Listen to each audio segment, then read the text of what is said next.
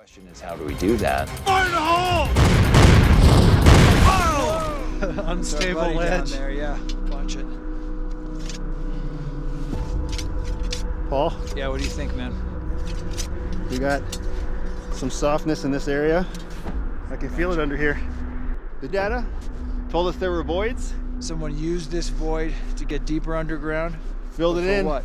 And then filled it back in. Why would anyone take the time to fill a hole? If it was a non-productive mine, You would just leave it. And who filled it in? Who and why? Did Bigelow do it? Or was it done 100 years ago, 1,000 years ago? Right.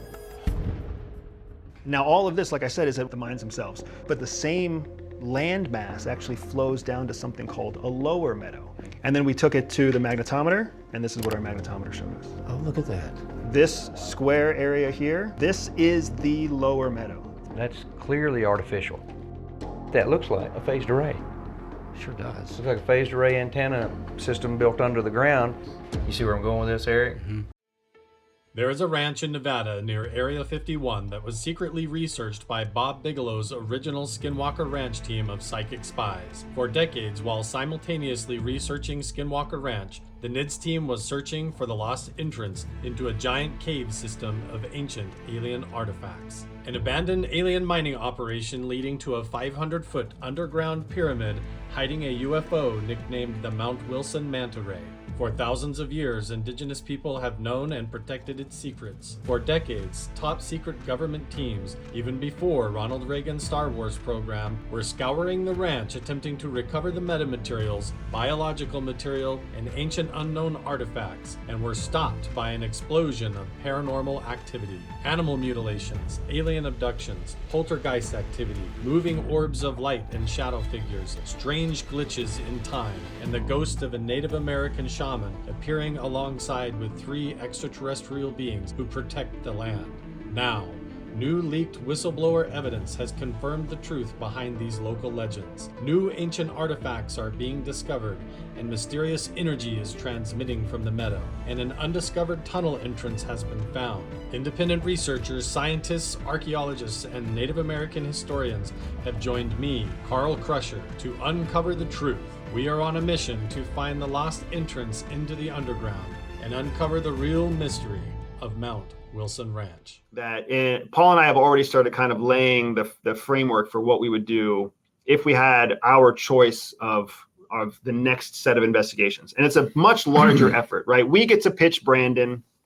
Brandon takes it to his lead investigator, Eric. It's really important to note here that what folks are going to watch when they see our results at Mount Wilson, they need to also understand that not only did we capture so much there that we don't have enough, we have too much to share within just one episode, but there's so much there that it's on our short list of places where we want to go back. We want to go back. We want to take a higher level of equipment. We want to have more time on target. We want to do the next level of research there because, Carl, if there's anything that we've learned at Mount Wilson, it's that it's an interesting place that's worth increased research, increased investment, increased investigation. And I think that's probably why you've spent the last year there. Skinwalker Ranch is an area where we know, or we suspect from an abundance of information, that the ranch reacts to new people. So Mount Wilson is an interesting place, but we never saw Mount Wilson before we arrived. What we do know is that when we arrived and when our team was there, it was a very interesting place for us. And this idea that there might be some sort of element, some sort of relationship between the phenomenon and the individual, but also the phenomenon and the collective energy of the group.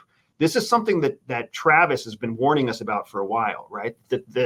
You used the word quantum earlier, Carl, and the fact that there's so much quantum energy that exists in the human brain that just having multiple people be in a room creates a different energy signature. And could that energy signature be what's triggering response from the ranch?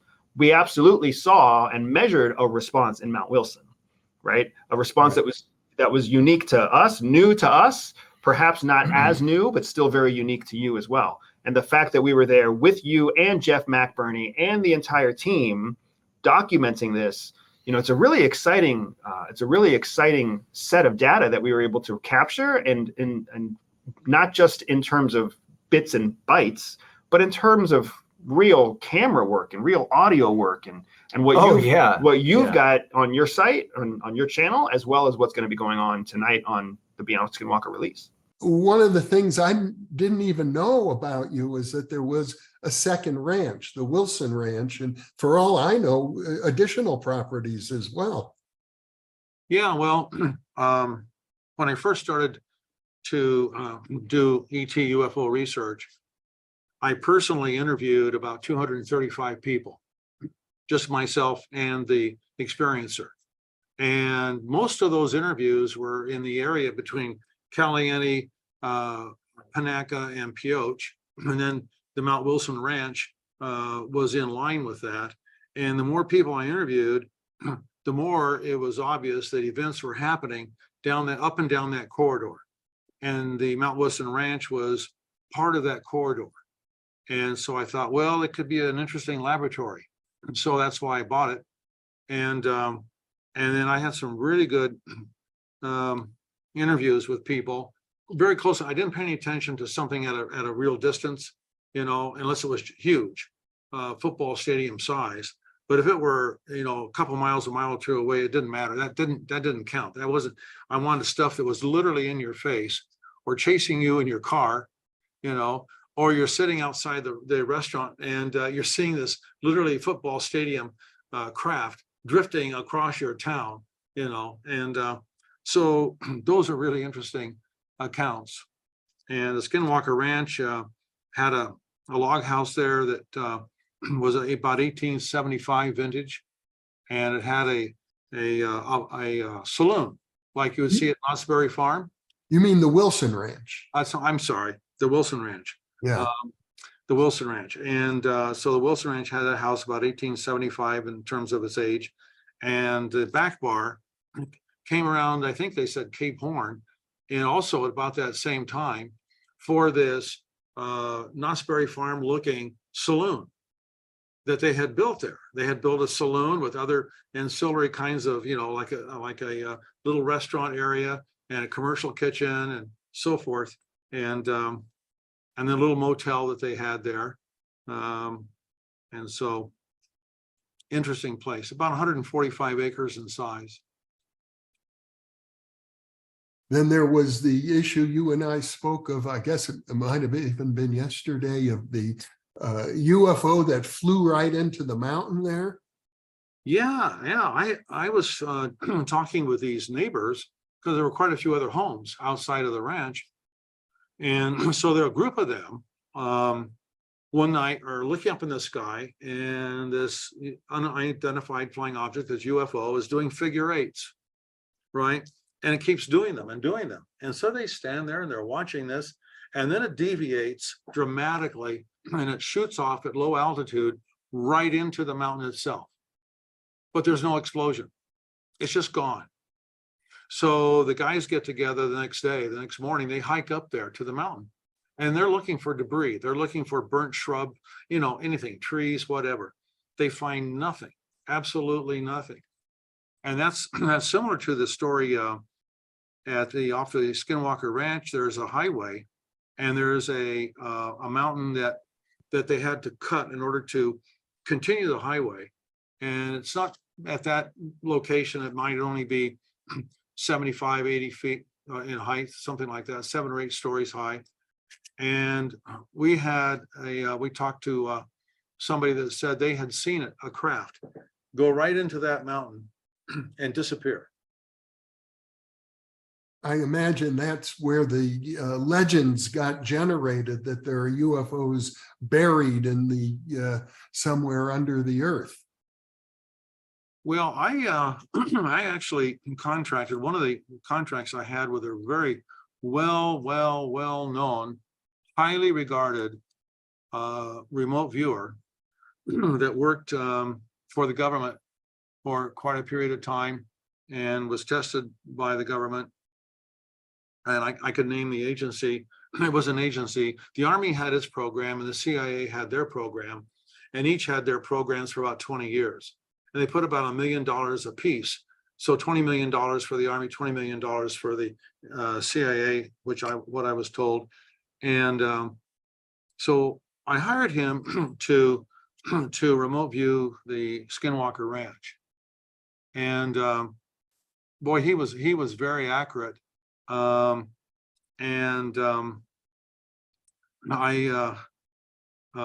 just thinking this is going to give Brandon some ideas now that he can do a show. Because what was really interesting was what he revealed as to what he thought was underground at a significant depth. One of the main areas right here. So you can see it's kind of, the band is small, but the band is larger right here. There's a lot of activity in that 7 point whatever range, which is the Schumann frequency. 7.3, it's right here, up to 7.8, which is exactly in Schumann. So between 7 and 8 hertz is the prime spot for remote viewing, positive altered states of consciousness, clairvoyance, clairaudience, you name it, and out-of-body experiences. Okay, so we've got this. What happened, Brent? All right. Oh, the suspense. The suspense. So it restarted a few times.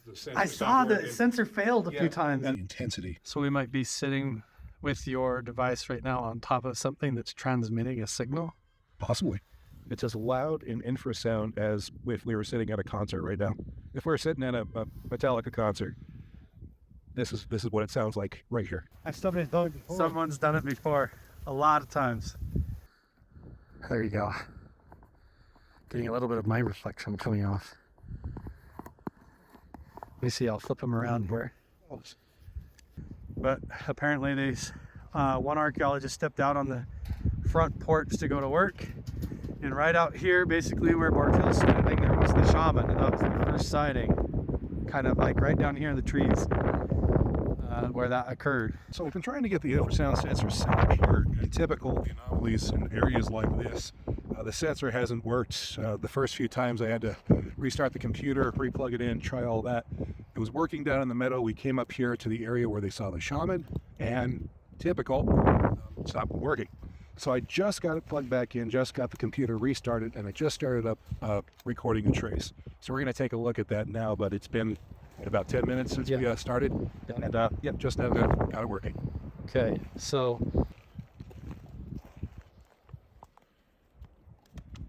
Not much. Holy balls. look at that. Okay, you getting this? Yes. Okay, jumping f***ing balls. TikTok. This is not normal. This is not normal. So why does it look like a jumping cat? Because that's it is. This could just be it started up, right? I mean, No. didn't it just start and it just It just started. Had some weird. Yeah, but it's wow. This is okay. So there's. What are we seeing here? It's what we thought down in the meadow. We thought that if we're down there in the energetic area, if we came to an area that was an outcropping or a cave or something like that, it would amplify what we were seeing down there, which was the Schumann frequency, 7.8 hertz, 14 to 15, and then 21 to 22. And that is exactly what we're seeing right here. We've got massive spikes, about twice as intense within that entire range from 7.3 to 10 right here. And it's lit up. And what do you have here? 12, 13. Like a natural signal. Right? No, 12 to 14. And then what do we got here? 21 to 22. So these 3 octaves of the Schumann. Same as the meta. It's really rich in harmonics, and it's really rich in. Chris, look the line is. Look how thick and crisp that line is. It's crazy. It's crazy. It's like we're at a Metallica concert, but you can't hear it. It's like on the dog whistle realm or something. Carl, I like them real thick and juicy. This is what we got today. Wow. And this is right where the archaeologists had the first experience, the paranormal encounter with the shaman up here that started that whole NIDS investigation into the psychic effects of this place. And this area could absolutely be very psychoactive with what we've got right here. I'd be surprised if it didn't affect somebody in this intensity. It's crazy. So freaking cool. So we're using the infrasound equipment here. This is the device right here if you want to go check it out. I'll put the link down in the description below. The InfoTech. And then say there's all the information that's linked up to his laptop right now, and look at what we're getting here at the shaman's house, shaman's cabin. Yeah, Carl, we had some issues trying to get the equipment working when we first got up here. It took a couple tries, restarted the computer and get it all plugged in. it's working correctly, but typical of these areas, there's anomalies with electronic equipment, failing on us and such. We got this going, and then we see this is completely anomalous as far as the readings go. You see a lot of activity here below 10 hertz, which is theta brainwave, and the octaves. Theta brainwaves, right at that where you're pointing. Yeah. So this black line, 10 hertz. Below that is basically going to be the area of altered consciousness, intuitiveness, remote viewing, and what have you.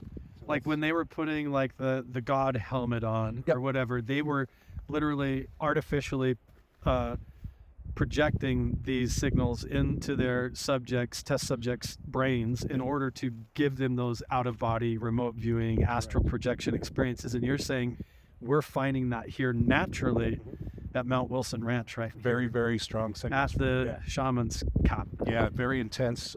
When they brought Bingo Swan in to test on him, they improved his remote viewing by attuning him to this 7.8 hertz. This is significant. And when you just saw this, though, I remember you said, "Holy F balls." Yep. Is literally. Yep. Holy. Right? Go watch You want me to say it? Yeah. So watch the TikTok. Yeah. It's good stuff. Yeah. But this surprised me as well. Yeah. So have you seen something like that before? Like that Not sort like of. this. No, not this intense. You Just see the blackness of it, right? Like how close together the points are. It's just like when we were down taking the readings in the field. You'll see small individual spikes. They might be more amplitude than the other ones around them, and you'll know that that's an active frequency there. But this kind of intensity is. And the Schumann resonance, can you show it again there? You think it's the same? You're seeing the same octaves? Yeah, well, so we're Because there seems like a few more than one, There are, yeah, we're seeing quite a bit under 10 hertz, so we're seeing, so it starts right around 8 hertz actually, and up to. Can you point to it with your finger maybe? Yeah, so I don't know if you can see my cursor here. So this entire area is just overloaded here, up to 10 hertz, and then you got 12 to 15. So a spike there. So again, 14 in the middle almost again. At 19 and a half through 21. So the same 3 digits down on the metal, but here it's way amplified even more. The only difference here is the metal was more tuned to the Schumann frequency. It was really close to 7.8 hertz when we were there. It was like 7.79. Here it's just above, right at 8. So it's close, but it's very, very intense, much more intense in the field. Congrats, fellas. Hey, Welcome to the saloon. Congratulations. Now we get to relax for the evening after the findings and discuss what happened and have ourselves a moment in here. Dude, a wormhole coming out in Cuba? What's going on Wait here? to see, it's actually in the same line. Are you serious? This is insane. So I'm in here trying to get behind the scenes, and you're trying to pull up the data to show me. So apparently they're trying to hide this information from you because I can't log into Google. So we have something resisting and scrambling our data and telling us that our drone is trying to go to Cuba instead of fly here at Mount Wilson. And now, while you're searching here, we're getting shut down and told that you can't access the servers, right? Well, what's funny? We're getting all of our equipment is getting access denied.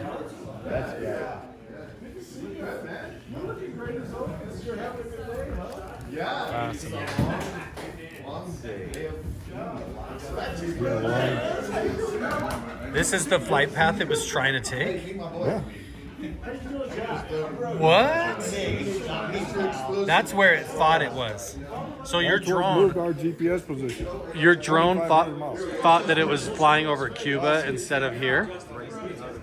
It took the positions that it recorded was there, although the drone wasn't there.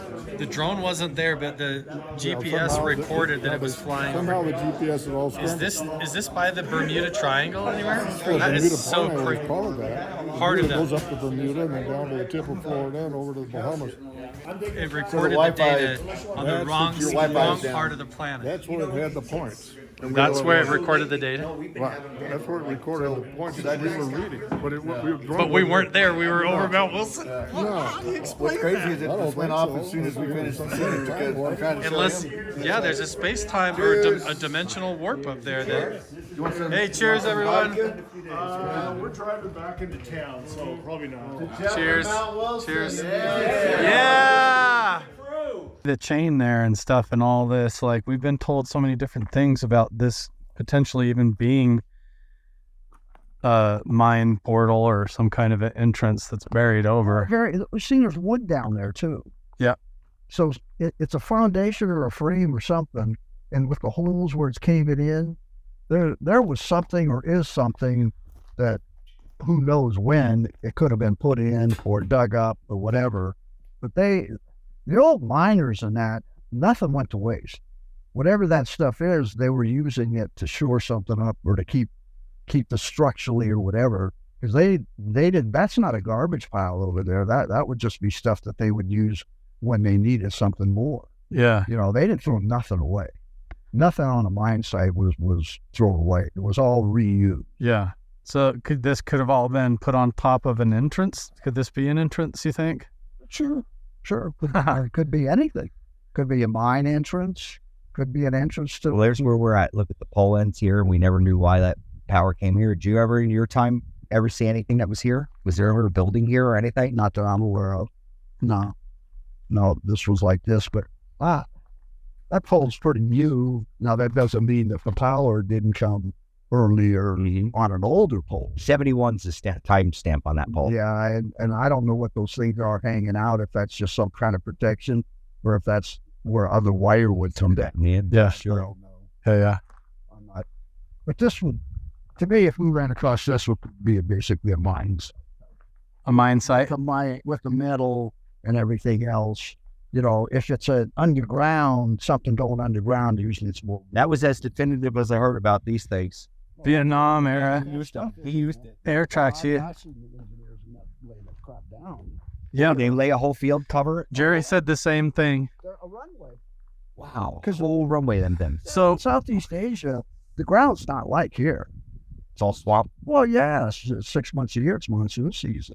So in order to get the planes and land in there, they lay that stuff down. There's a name for it. I don't remember what it is. So would that track potentially, if this was an entrance, would be potentially evidence that this was used down below the water table in the mud to drive vehicles in? I'd say sure. Yeah, absolutely. That would. There's no reason for that stuff to be here. I wouldn't drive on it when it's wet. So you go down on the ground table here, some places there's water really close to the top. How many? Well, that's third expert number 3 now. Thank you, Mike. For real, that sounds like somebody walking. Yeah. Is that the ice machine? Let's hold still for a second. Got chills in here. This is the most haunted room in this whole place, Yeah, this according place to is me. Very creepy. Okay. What if I just walk through the room and you can follow me with the camera? Yeah, I I can map you. If anything follows me. Yeah, I can tell you if something's approaching you. But we have to go kind of slow because it takes a few minutes to register. This can see me pretty clear. Huh? Just a minute, I'll tell you whenever it's got you mapped. Come on, not yet. It's working on you. I'll get closer. Come on, map Carl. Okay, now it's got you mapped. Okay. Okay, now, there is a figure standing right over to your left on that table, like dancing on the table and pointing at your head. Now it's mapping you and the figure's gone. Spirit on the table. It's back. Thank you. Right here? Yes, right there on the table. You're standing right behind it, but it's gone now. Oh, no, it's back. It's standing at the front. No, now it's you. It's mapping you. The figure's gone. If there's someone here, can you knock twice on one of the wooden features of this room and let us know? It just went black again. The screen just died. Yes. Really? Yes. Let's try it again. I'm gonna have to turn it off. This is so rare. This is the first time this has happened to me. So it's not my equipment. We're starting to have some interesting things happen. So I went ahead and got my phone because I was walking past the kitchen. I thought someone was standing here at the sink right there. And then I walked in the room over here and everybody is accounted for. And then I came back in here and there's no one standing at the sink now. So I don't know. So we're coming back down here to see if this stick figure thing on this other device is actually going to appear again. Cut off again, now it's back on. I'm wondering if I didn't charge it up enough, but it's been plugged in all afternoon. So it's not making sense. But at least it's working at the moment.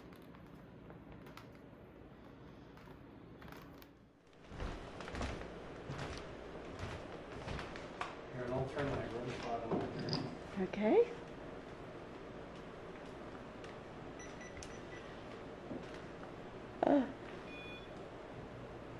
I think it's mapping that pole. There is a figure is dancing on top of the counter right there in front of me. Right here by the REM pod? It's a little bit more toward me than the REM pod, and I think just a minute, I'm going to see if it's... Right here? Did the screen just die again? Yes. Seriously? Seriously, look at that. What? Yeah.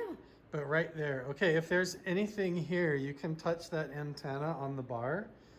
If there's anyone here in the saloon with Carol and Carl, you can make yourself known to us. We would like to meet you. We're standing a good 10 feet away from that REM pod, so if anything touches that, it will go off.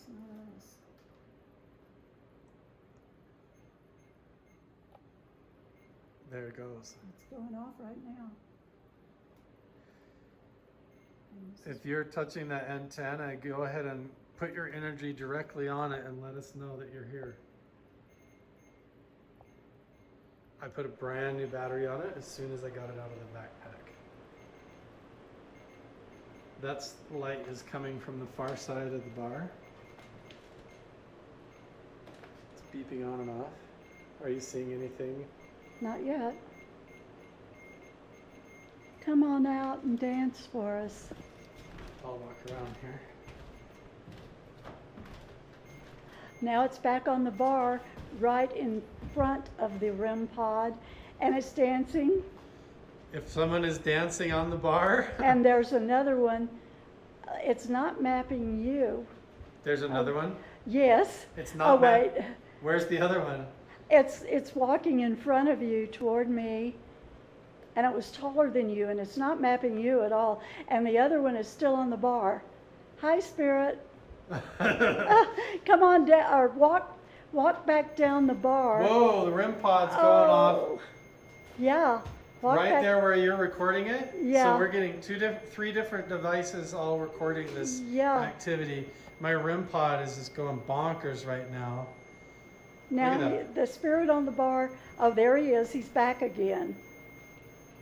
He's like up there just dancing, moving his legs with his arms. Now he's back. Look at the REM pod. Yeah. I'm going to try and touch the REM pod and see if it resets. Okay. That's different. Is the battery in?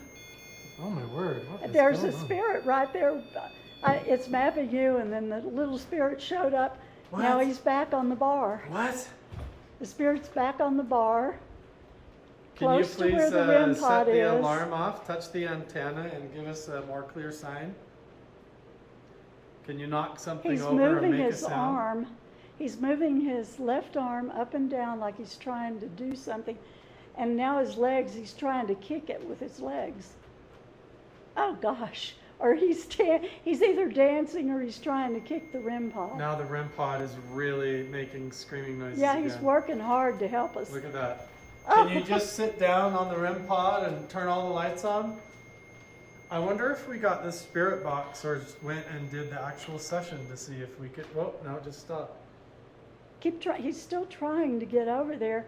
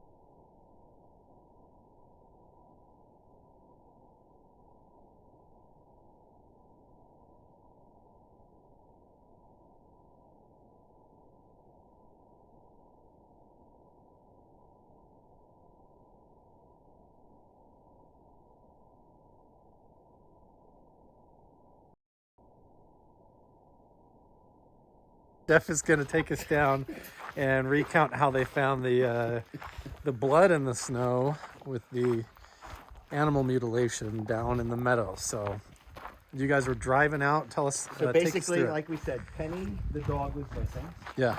It was probably, that was a stint when we had like negatives going. And it was at least 6 to 10 inches of snow on the ground. So we were just heading out, driving out in the van, out the front gates. 20, 30 feet down the road, across the snow, was a line of blood. all Just splattered right out here in front of the gate. Yeah, right out in front of the gate. Going that direction or going that direction. Coming right through the trees here. Right across this second road here.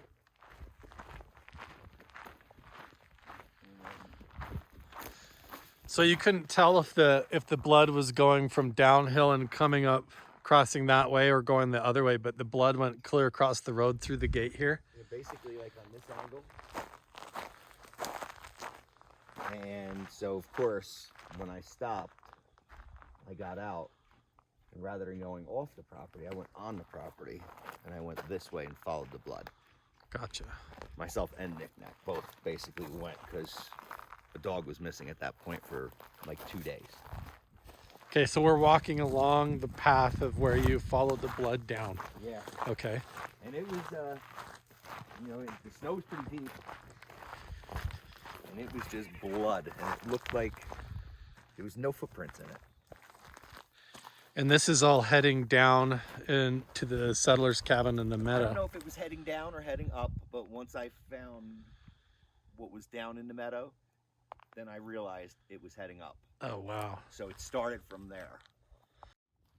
Hey, did you see on his video? It is so beautiful. Almost like you gutted an animal, dropped its Right here? entrails, everything right there. And then the pile basically went and dragged that way. All the way up the hill around the saloon in front to the road. Yeah, like out that way. So it either got, whatever it was, so you thought it was your dog that got caught up there and then dragged down here. And again, we're looking at it and we're like, what could this be? You know, and then we thought of a horse giving birth. Right. Maybe the horse was partially out, the baby, and something grabbed hold of it. And it walked because there was no definitive footprints. It was just a pile of something that started here and just that way. Wow. And you couldn't tell then in the snow, you weren't convinced whether it was your dog or not, or how could you not tell what animal it was even? No, it was just guts, just pure blood and guts. Really? Yeah.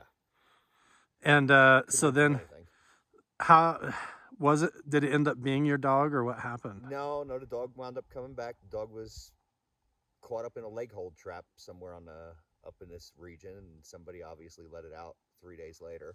Really? Yeah. So she came back, so that was good. So then the question was, what was it? And we came down to, oh, it was just a horse giving birth and something must have grabbed it and no big deal. Right. But once again now, this is the same kind of thing that you hear about the animal mutilations at Skinwalker Ranch and other locations that have been researched all over the place, up in the Uinta Basin and elsewhere. And they say cattle mutilations, but honestly, the reports are mutilations of all kinds of animals and this was undetermined, whatever. even people, but you don't even know what it was. It's just no, and it was definitely dragged a long ways to the point where I followed it past the vehicle the other direction for a ways until I stopped and had a moment of reasoning and like, you know, I don't have any type of, let's say, protection, and I'm out in the woods and there's blood drag, you know, who knows what it could be, a cat. Yeah. Well, I don't know whether to be excited or terrified. Yeah, a little of both.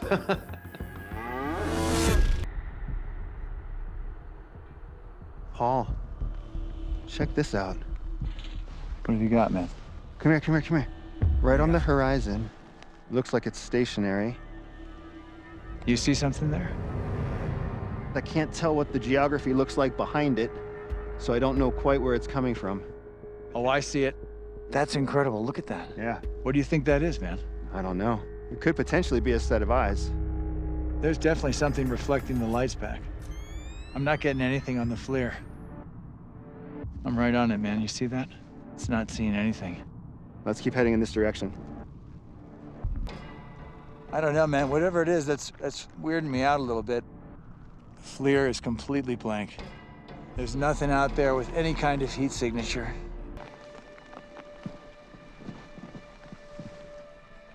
Whatever this beam was lighting up, maybe it's moved off. Whatever we picked up out here, it's gone.